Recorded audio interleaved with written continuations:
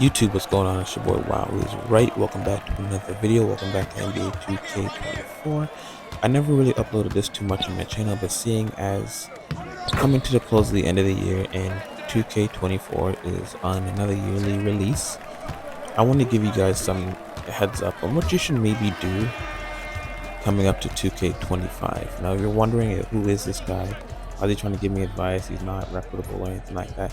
I've been playing this game since NBA 2K13.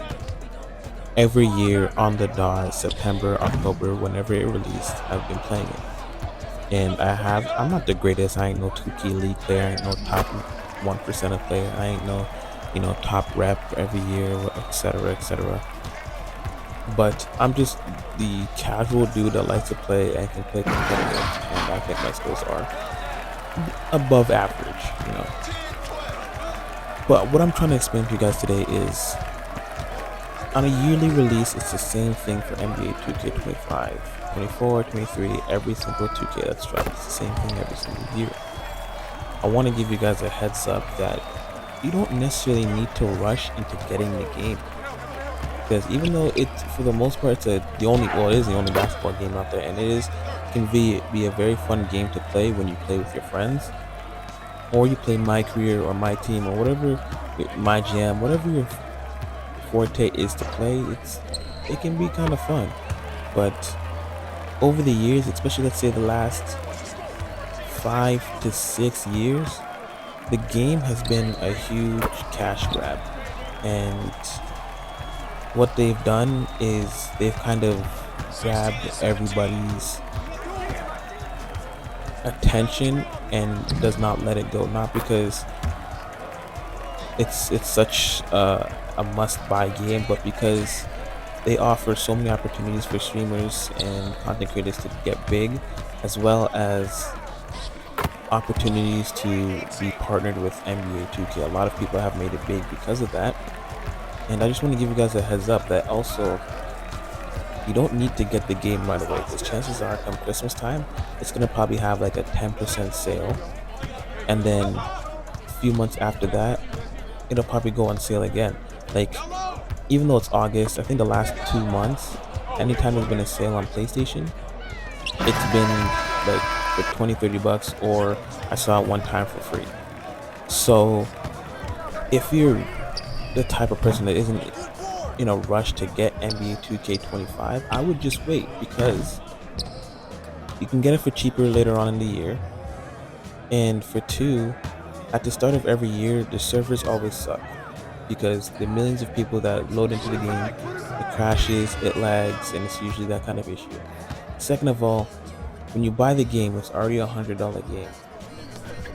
So you're already spending $100 on it. On top of that, depending on what game mode you play, one of the most popular ones is My Career, if not the most popular one is My Career.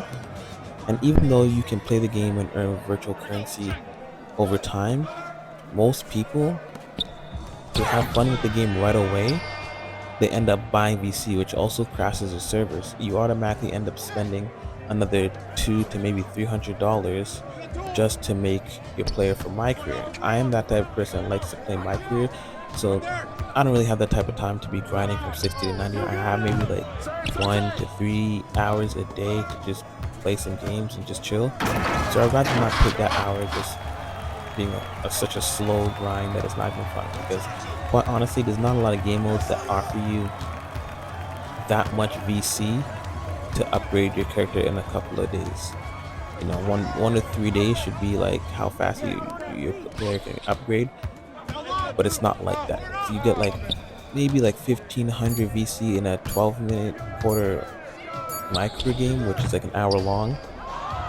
Then you can go to like 3v3 program, which is very good, but you need to have 50 mates to rack up the VC very quickly. Rack is pretty decent, but it could either get boring or not fun, because everyone just plays their own way. And again, it's like a 30-minute game for like 1k VC. It's not really worth it because of the time you're putting into it, right? So with that being said, you can just hold off on getting the game. And then on top of that, when you're making your build every year, this is including me, the first build you make isn't always the best one, because every year people find out, oh, the best cap for speed is like 91 for guards. For shooting guards, it's best to have like a 94 three-pointer, and middies are very easy to hit, so you can have like a low 80 midi and you can hit consistently, especially if you have all your badges. Um, Dunking can be overpowered, so having like a 75 dunk, it's really hard to block people. So having a 75 dunk is more than enough. You don't need to have 99, 94, or anything like that. Defense, you can get steals really. 1 year steals are so overpowered that anybody with like a 60 steal could steal anything in the right position, and there's no point in having a high steal or anything like that. It's just all about offense. There's all kinds of different stuff. Playmaking, tall guards can do all kinds of stuff with, as long as you have a certain amount of like ball handling or speed with ball. It's very hard to guard them. So when making your first build, it's usually a mistake. I think 1 year, I think it was 2K19, where I actually did make a good build off rip, and that was a playmaking shot creator. The only difference is I could have either made him taller, or I think that year I could have made him 6'5". I made my guy like 6'4", right? So that's the thing. That's another thing we need to find out is what's the meta. Is the meta going to be small guards or big guards? What's the meta for centers? Is it inside centers or is it outside centers? Typically, you want to make an outside center for most scenarios to space the floor, but to each his own, right? So with that being said, you got to worry about the price of the game, what build you're going to make first, and how much VC you're going to spend. And you have to be very mindful of those things before you start playing the game, because you don't want to waste your money, waste your time, and just run around not knowing what to do and what's the best method to do things.